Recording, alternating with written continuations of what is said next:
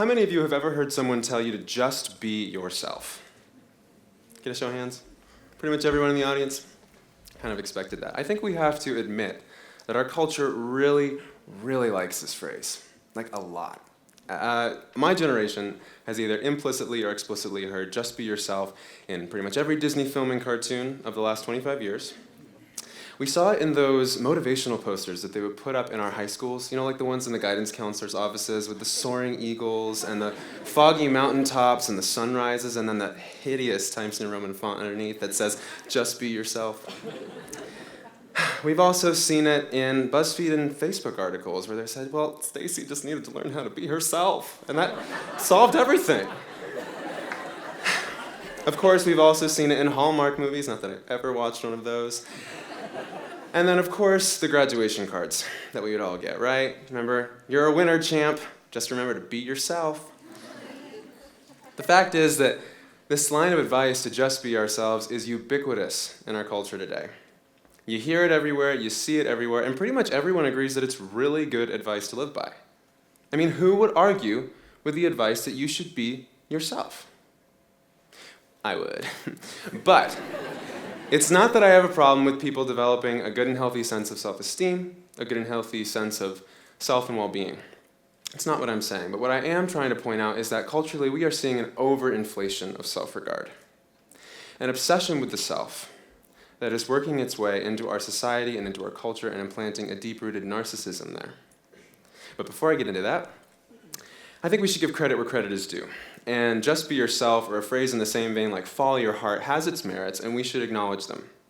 They remind us to be optimistic, to be confident, to use our God-given talents, to not siphon off of someone else's personality, but to express our individuality, to develop an authentic sense of self. All those things are good things. But what happens when the advice to just be yourself goes unscrutinized and unquestioned? What happens when a culture like ours takes just be yourself too far and starts to believe the notion that was so beautifully refuted by author and blogger Scott Young, that above all else, you are called to be yourself. Just be yourself. Just be who you are. Love who you are. Admire who you are. Believe in who you are. It's your time, your moment, your truth. You are what's most important. The new Diet Coke commercial, by the way, is a perfect example of this. I don't know if any of you have seen this, but I was watching Hulu the other night at 1 a.m, as millennials are wont to do. And I saw this commercial, and I thought, I have to put this in. This is just absolutely the antithesis of what I want to tell you today. So I'll give you the rundown in case you haven't seen it. So there's this nice 20-something girl, takes a can of Diet Coke, and she opens it up and says, what do I love about Diet Coke? Well, first she says, it's delicious, right? Then she says, it makes me feel good. Life is short. Just do you, whatever that may be. If you want to live in a yurt it up. If you want to run a marathon, that sounds really hard, but okay. And if you want to have a Diet Coke, well, have a Diet Coke. Then it ends with this. Diet Coke, because I can.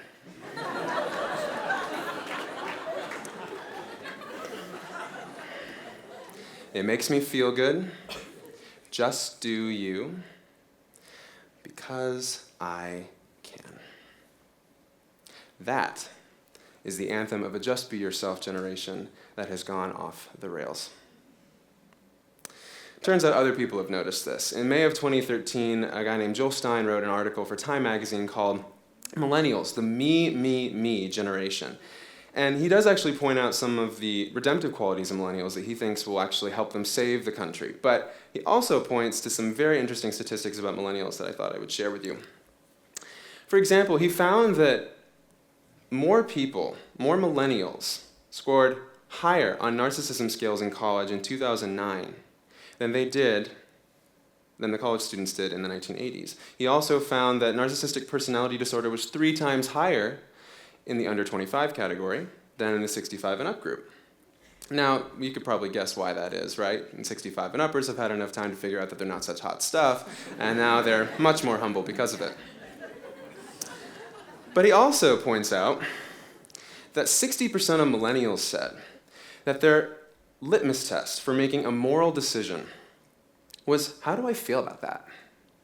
So instead of appealing to an objective sense of morality or an ethical code, when faced with a tough decision, the question would be, how does that make me feel? I'll be able to feel what's right. I will know. It's inside of me.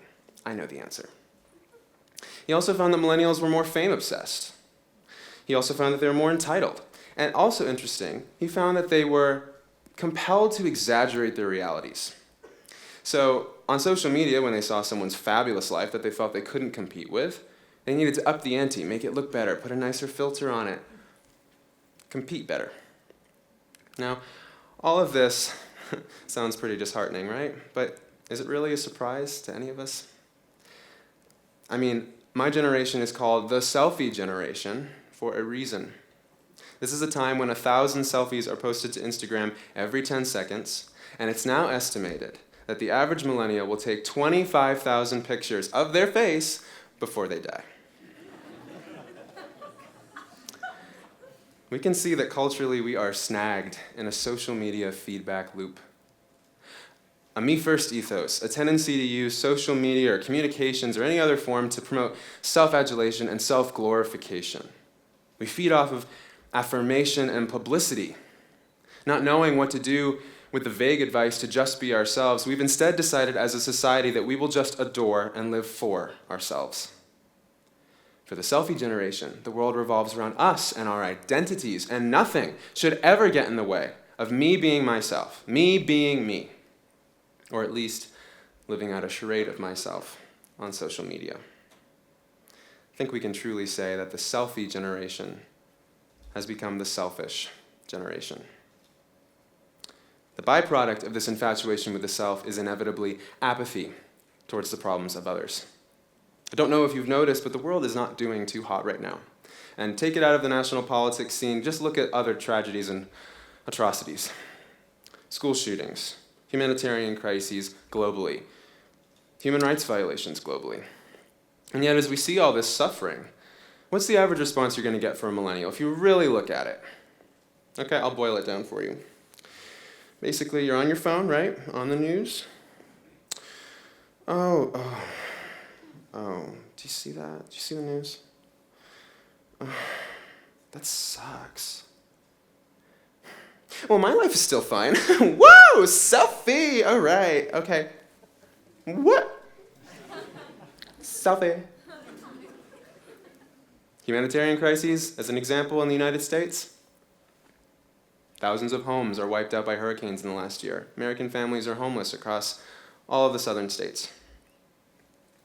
What's the response? Ooh, that's really sad. Do you like the filter I put on this selfie? I love that it gives my jawbone more definition. Sadly, I could give you countless more examples of behavior like this. Are we too enamored with ourselves, too fixated on showing the world who we are, to hear its cries for help? Are we in reality just blinded by ourselves? We started out with well-meaning advice to just be ourselves, but that devolved into narcissism, and now it's heading into very dangerous territory, where we have a world full of people isolated into their own self-absorbed bubbles. Will that serve us? Is that really what we want for ourselves as a university, as a community, as a country? In a technology and social media-driven world, this problem is only going to get worse. It's not going to subside on its own. It's not a phase. It's going to snowball from here. Do we really want to see ourselves become a nation of 320 million narcissists? How are we ever supposed to tackle any of the innumerable problems in this world if we're all too self-engrossed and too self-absorbed on our little phones to get up and do anything about it? Well, enough on the problem. What's the solution? Where do we want to see ourselves go instead? I would say that just be yourself has had its time. We've allowed it into our society, but it's almost conquered us. So now more than ever, it's time that we reignite the call to humility. Get away from all this selfishness. Bring back humility. Now, what do I mean by humility? Is it the kind of humility that a person gets an award and gets in front of an audience and says, Thank you for recognizing my achievements. I know I am very qualified, and you're all aware of that, so awesome. But I'm very humbled to be here today to present my speech for you. I'm very humbled to be giving a TED Talk today. No, the kind of humility I'm talking about is the kind that drives its practitioners to lead lives that are gracious, unassuming, and character-driven. Lives that are lived under the conviction that I am not the center of the universe. I am not all that.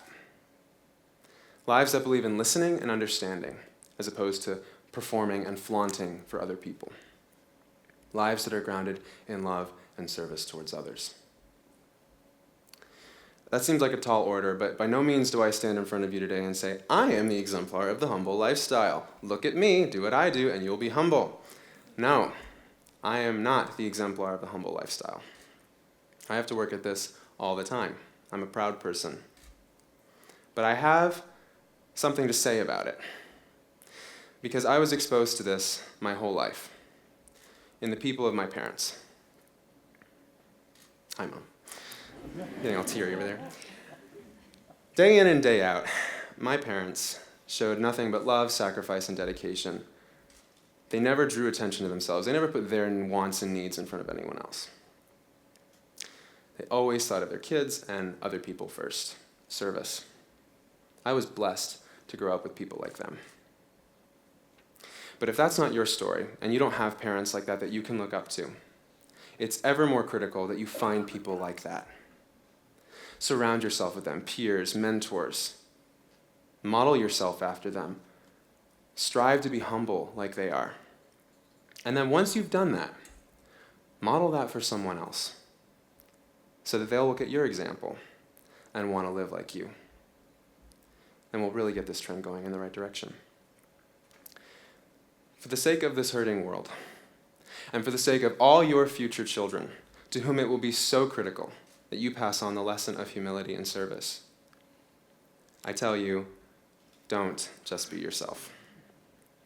Rather, humble yourself and go outside of yourself so that you can serve this broken world with those talents and those traits that make you unique. Humble yourself, and we will watch this world change for the better. Thank you.